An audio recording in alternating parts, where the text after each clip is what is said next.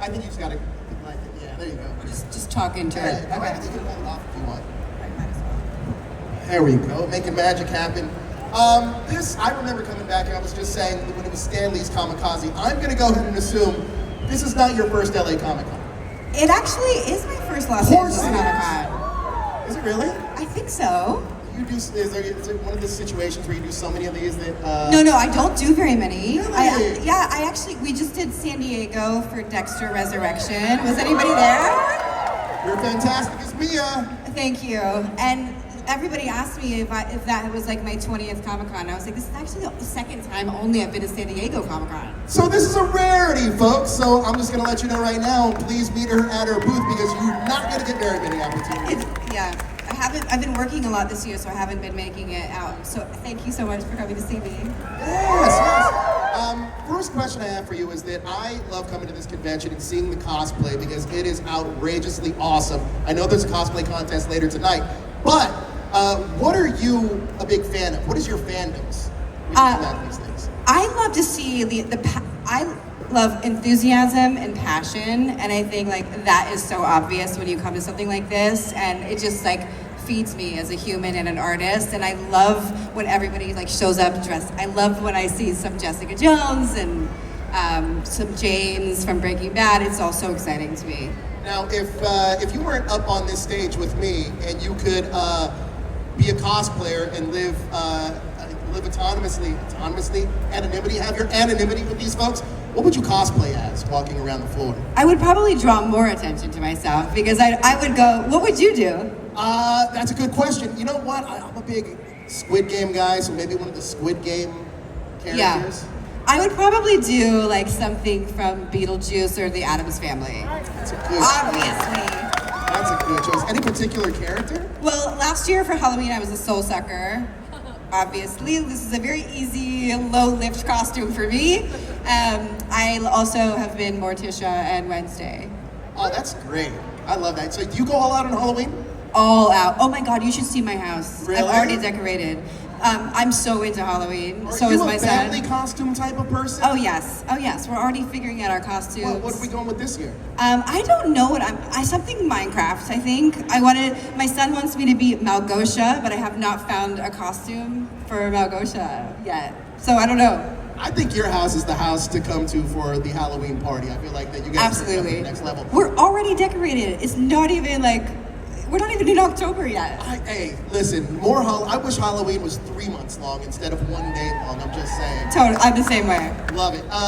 Now, getting into this crazy world of acting, was there a performer that you looked up to and said, you know what, I want to do this for a living, and what role did they just wow you in? If that was the case, they wanted you to become an actor.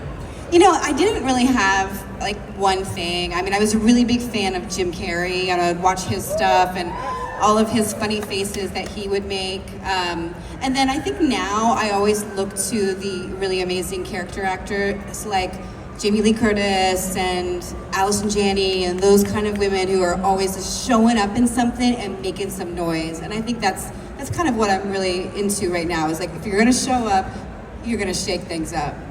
You had a dream come true recently then, because you were just in the most recent Sonic movie. Yeah. And you got to share the screen with Jim Carrey. Yes. What was that experience like? I was really worried that I was gonna cry when I met him. I was so overwhelmed because he is like such an icon to me, and I would just like be a kid watching his movies and like rewind, not to put, age myself, but I would rewind the VHS and like start it again and watch in living color, and being in the same room as him was insane, and doing a physical comedy scene with him, and he was so generous, and we really hit it off. Yeah, you guys have great chemistry. And it's Jim Carrey. I know. It's wild. Now, Jessica Jones is a character that, when I saw that show, I was blown away. Thank you. It was absolutely incredible, but it's a character that kind of redefined what Marvel superheroes can be. It's a character that's messy, flawed, but very human. What attracted you the most to a character like Jessica Jones? Oh my God, how layered and complex and truthful, and what a deep, rich history she had. It was just drama first. Melissa Rosenberg and Scott Reynolds, our main writers, had come from Dexter, and it was like always like we just treated it like boots on the ground, and I just started to believe that I had super strength and I could fly. And it was, you know, to play a character who puts one foot in front of the other, has had so much trauma in her life, but she still shows up. Like that badass, that bravery, that power, there's nothing like it. Yeah. We just had Mike up on stage, and he was talking about Today? Just right before you were here. We were just talking to him about when you guys all did the Defenders together, and he shared a memory with us. Who was here for Mike? Who saw Mike's panel? There we go. He just shared a memory with us about how you were knitting on set. That was the memory that sticks out the most. Then he would see Charlie knitting on set as well. So when you guys all re-teamed for the Defenders, what was the memory that stuck out to you? And are you like really good at knitting? Yeah, I'm really good at knitting. I have like a whole side hustle of knitting. Not like the most obvious craft. Go to her booth, she's selling stuff. Yeah, so when we were on the Defenders, the workload was really split up between the four of us, and we had just come off like really successful launches of our own shows, and it was just like really positive and great energy, and we had a little bit of downtime when there was major stunts doing, because your stunt double would do like the hard stuff, and we had a lot of downtime and I would be knitting. I taught Charlie how to knit. Everybody in the crew starts knitting. You got everybody making hats and sweaters. It was the opposite of like the cool characters we were playing on screen. That's a great way to pass the time though and learn a new skill. It was a really great way for me to not to stay in the darkness when I was doing Jessica Jones. Like when I first started, I thought I had to get in the headspace and stay there. And then as you continue on, you realize that's not how you're gonna be able to have longevity. So knitting allowed me to like snap out of it and have that meditation, but stay focused, but not stay in such a dark head place. You know, the one thing that sticks out to me probably the most about Jessica Jones, that it allowed all of you guys as actors to really show your range. Yeah. You really got... It's so rare. Yeah, you had so many layers to your character, but also this is a side of David Tennant I didn't even know existed. I know, right? he's so I great. just knew he was the Doctor, and there was this creepy dude as Kilgrave, and my goodness, he turns it up. And also Eka Darville. Like, he's incredible as Malcolm in the show. Talk to me about working with those two in particular on the show. Oh, so David is like such a master class watching him act. There were so many times where, you know, I'm listening to him and I would just be watching him like, wow, what is he doing? I always say that his acting is like jazz. You never know where it's gonna go, but somehow it like blows your mind. And then Ika was so hardworking. I adore him. He's a very close friend of mine. And I think the material was so great on that show and the writing was so great. It gave everybody an opportunity to really show up and do their best. And that doesn't always happen. It should, but it doesn't always happen. I feel like that work ethic kind of transcended not just from everybody working on the show in a production or story-driven type of way, but also to you guys as actors. Because I know that all of you guys did a lot of research for each one of your roles to really get into the mindset of these characters. Was there any story that you read during your research for Jessica Jones that didn't quite make it to screen that you'd still like to explore? A storyline that we didn't do? Yes. You know, not that I can, well, yeah, there's some stuff that I would like to... There. What was the applause for? Well, I can't, I'm not going to say anything else. Okay, There was definitely some stuff I wanted to explore and would love to explore. TBD then. See, I'm just going to take that as TBD. Listen, we know that Daredevil Born Again exists. Yes, and I'm back as Jessica Jones. We know that you're back as Jessica Jones. Yeah. Which is amazing. Now listen, I know that you did the Sonic press junket, and I'm sure you got asked that question a lot. Oh my God, it was so hard. And that must have been the hardest thing for you not to... It was starting to get so out of control. Like, I would just be asked about it over and over and over, and I was constantly trying to find new ways of saying, I don't know, I hope so, but knowing full well. But I'm so excited to be back and putting on those boots. It was like no time had passed, and she is back and badass and tough and just back in a very big way. Have you already finished shooting? Is that public? You're not getting anything from me. You're not getting no headlines from me. I thought I read that you guys were done shooting. I could be completely I wrong. don't know. TBD, we're also going to do a TBD on that one too. Look, over the years, Jessica has become a symbol of resilience for a lot of fans. Have people shared their stories with you about how Jessica touched them? And has that changed maybe the way you view Jessica or your time on the show? Yes, the fact that Jessica has resonated with people in this like deep, profound way has changed my life. Yes, it's not just like a cool acting role. She means something to so many people.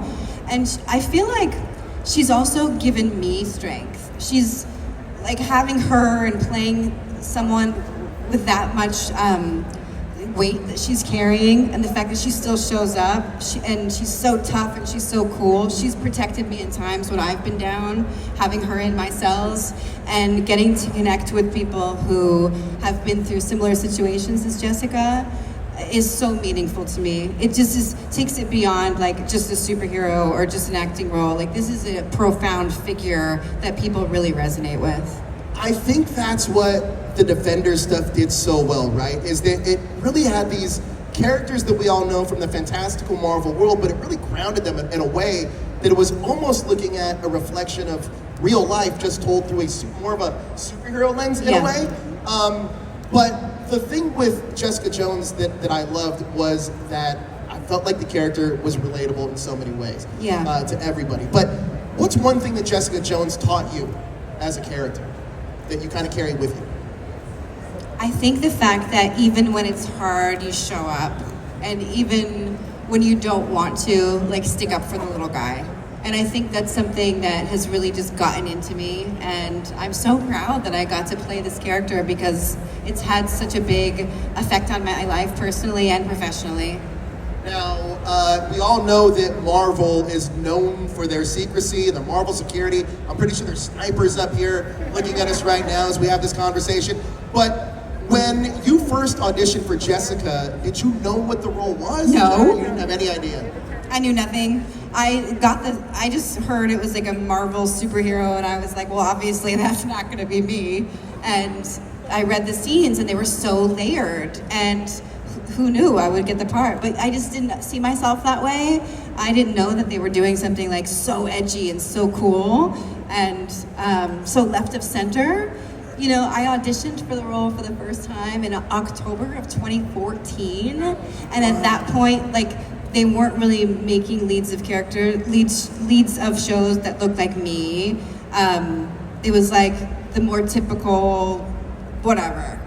And so it was a really big deal, and I think it showed that audiences were ready to see more complex, messier, relatable, grounded characters like that. It really shows that this grounded universe really can fit into this larger Marvel picture.